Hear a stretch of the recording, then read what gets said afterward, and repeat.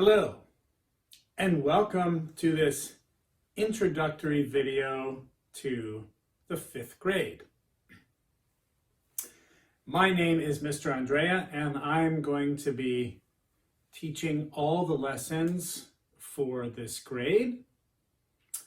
And in this introductory lesson, I want to start by giving you a little background about myself, who I am, why I teach, and then we're going to talk about where the 5th grader is on the developmental spectrum, and then we're going to talk about the awesome curriculum that is 5th grade.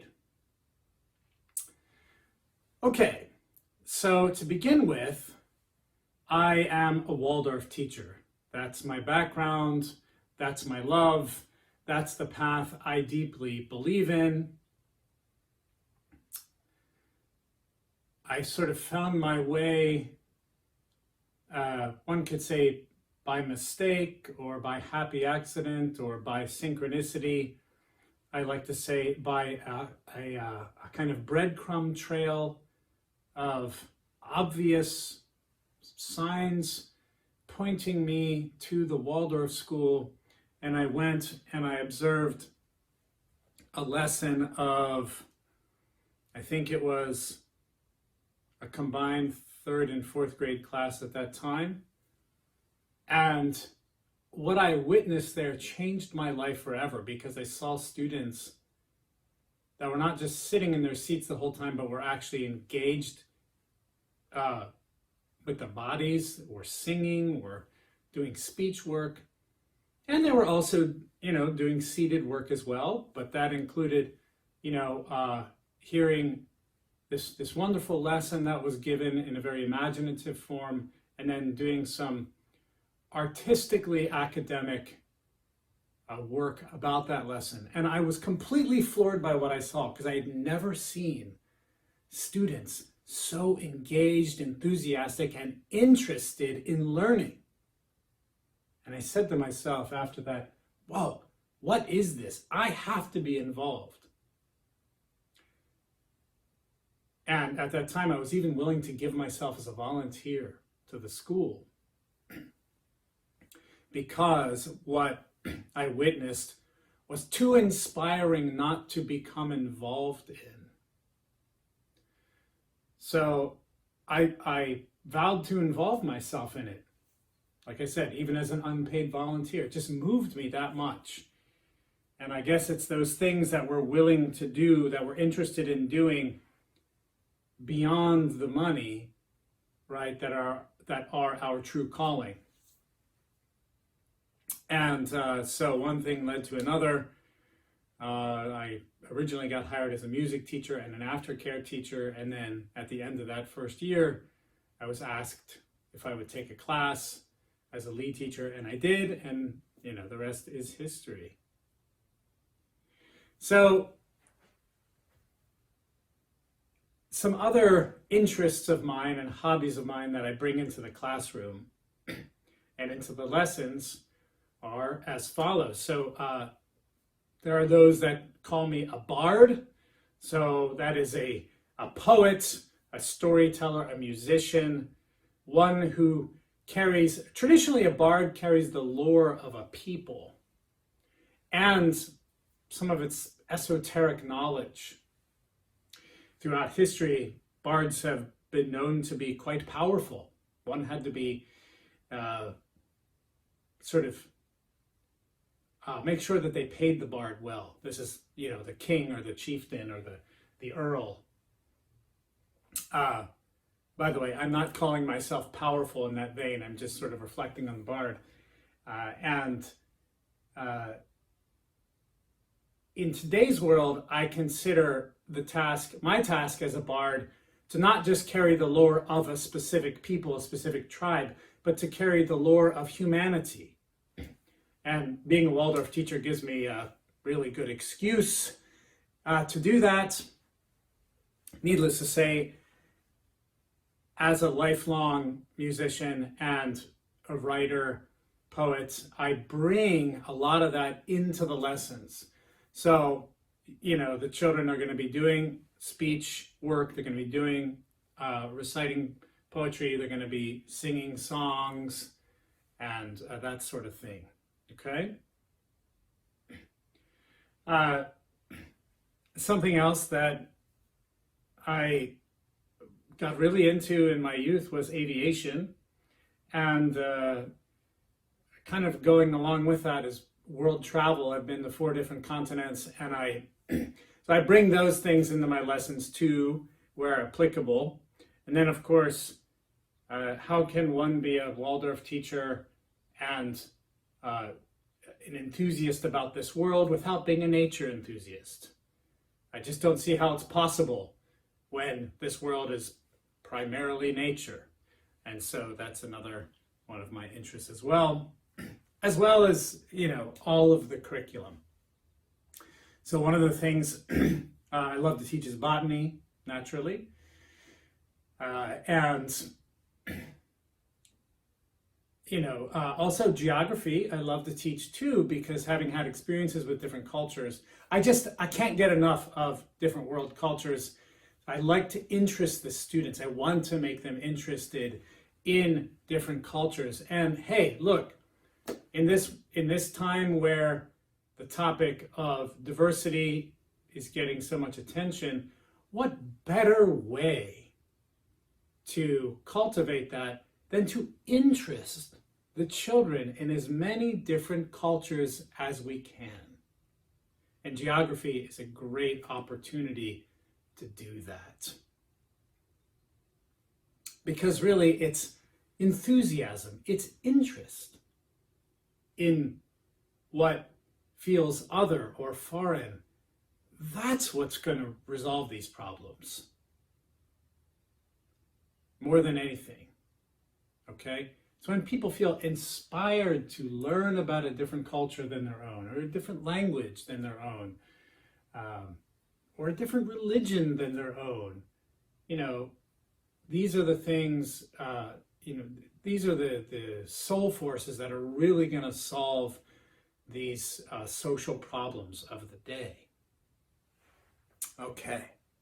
All right. So now I'd like to talk about, briefly, just about some of the topics we're going to cover in 5th grade through these different blocks. We'll have history, we'll have geography, we'll have decimal fractions, we'll have the wonder of number and freehand geometry, and we'll have botany. So let's go take a look at that now. All right. So before we go on, I just want to say one more thing about what I was just talking about, which is that, you know, ancient history is really about what the gods gave to humanity. And the future is about what humanity can give to the gods. And so the 5th grader is crossing this threshold,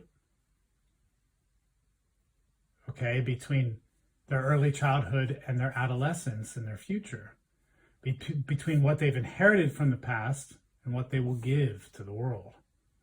That's another good reason to bring history in the way we are bringing it, because the curriculum, that is what we are teaching, and the way we're teaching it should be a pattern reflection of all that is happening inside a developing child.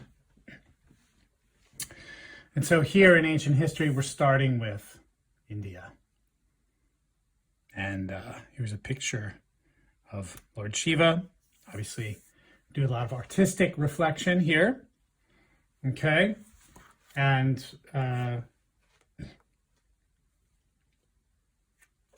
we also do a lot of, you know, writing in this block about it. Okay. Important to develop our writing skills. You know, we talk about different gods and goddesses. Here's a picture of Durga, and so on and so forth. Okay. We talk, of course, about Lord Buddha.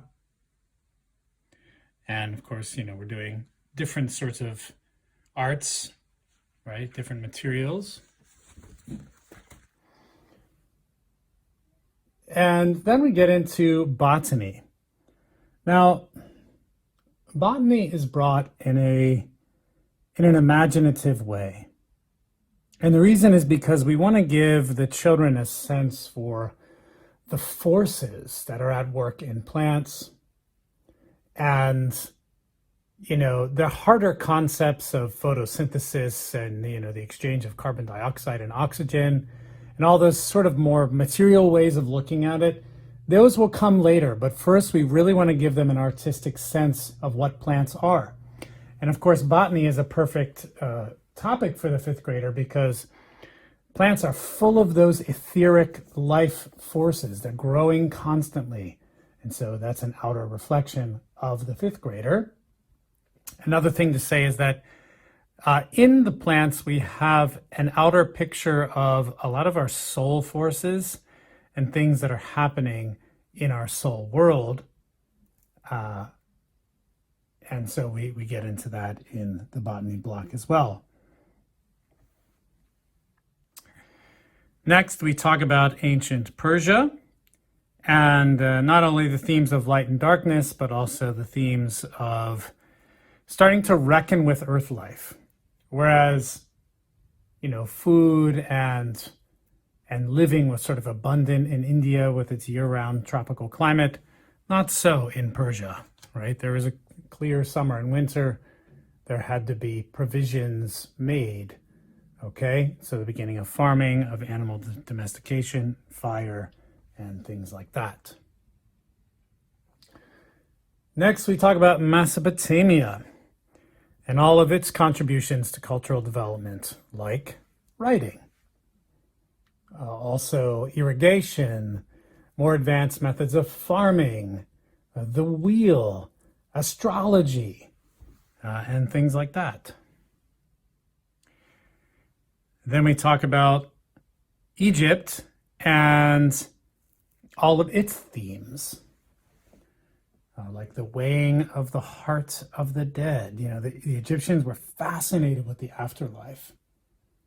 And here we really see the beginnings of organized religion, which may be why, for those of you who are kind of nerdy about this sort of stuff, there are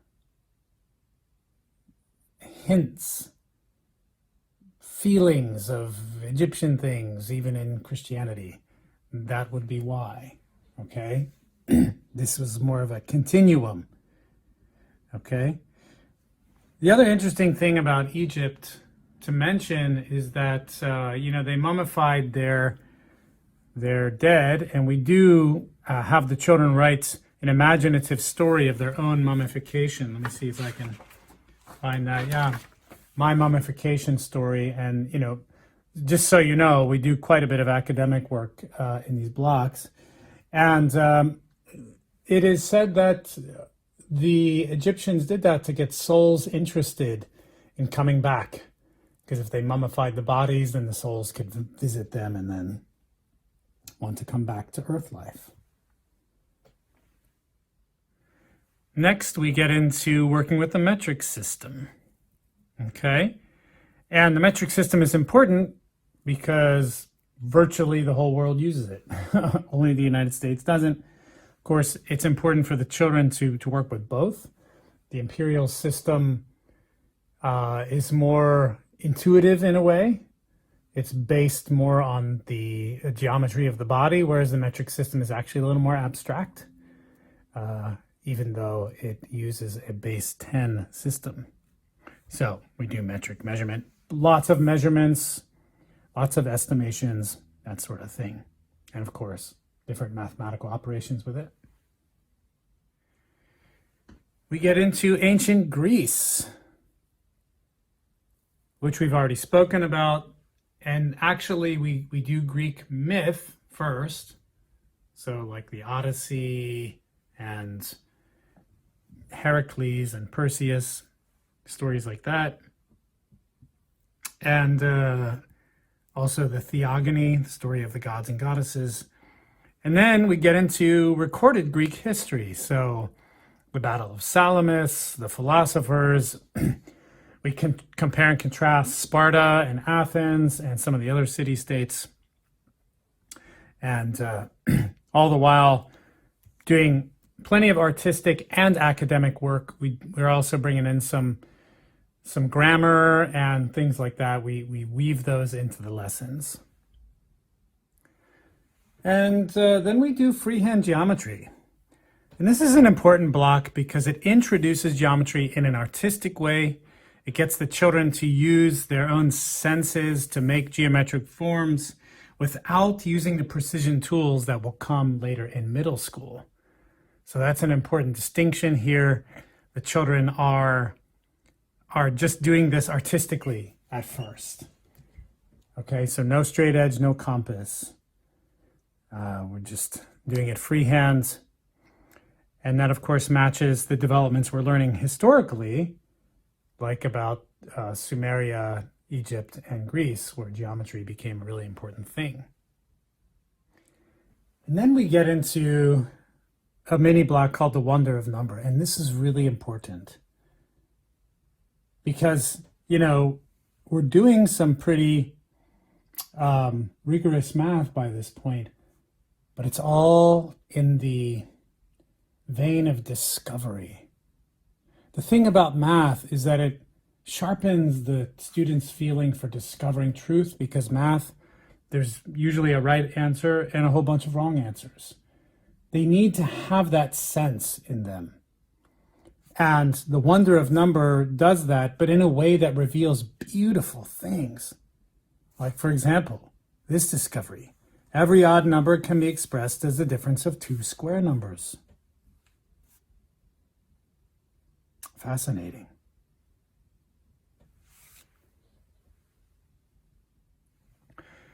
Next, we get into North American geography. And we do a lot of maps in this block, but in North American geography, you know, after they've had local geography in fourth grade, we're now broadening the lens, and we're looking at a whole continent. We're looking at economic relationships. We're looking at natural resources. We're looking at culture and peoples. And, you know, the essential question is this: how does human life arise in relationship to Earth?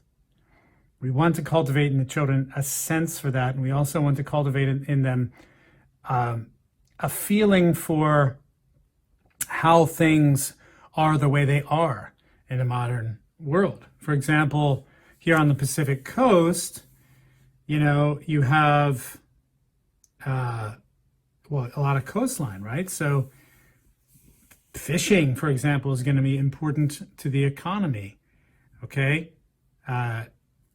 You can also explain about the weather, how it's quite wet up in these areas, but that even though it's far north, the wetness keeps it rather mild, okay? And so that might be good for doing things like, you know, growing certain crops. Okay, we talk about California and how, you know, it's sort of ideal for, you know, grows a lot of the crops that feed the whole rest of the country, actually, because of where it's positioned geographically and the weather patterns. So, you know, all of those things go into this block.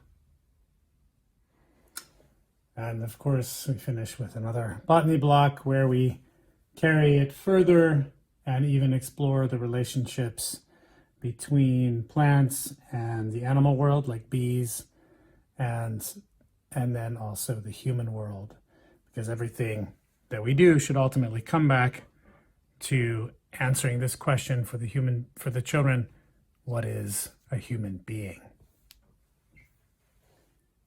Okay. And now, just before we finish up, I'd like to share a little artistic offering. But I'll say before I do that, thank you for watching this introduction to fifth grade, and I hope you enjoy the curriculum. Take care. Bye-bye.